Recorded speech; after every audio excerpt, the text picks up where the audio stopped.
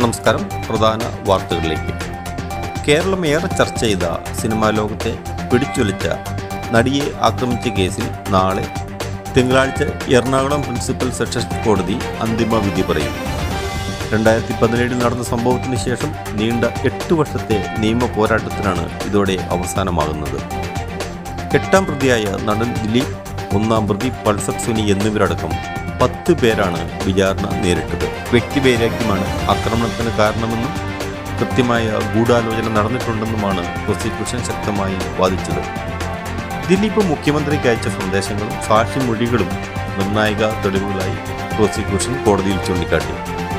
എന്നാൽ case police കെട്ടിച്ചമച്ചതാണെന്നും തനിക്കിതിൽ പങ്കില്ലെന്നുമാണ് ദിലീപിന്റെ വാദം. ജഡ്ജി ഹണി എം വർഗീസ് പ്രസ്താവിക്കുന്ന വിധി കേരളത്തിന്റെ കുറ്റാന്വേഷണ ചരിത്രത്തിലെ തന്നെ ഏറ്റവും നിർണായകമായ ഒന്നാകും. നാളെ രാവിലെ 11 മണിയോടെ വിധി വരുമെന്നാണ്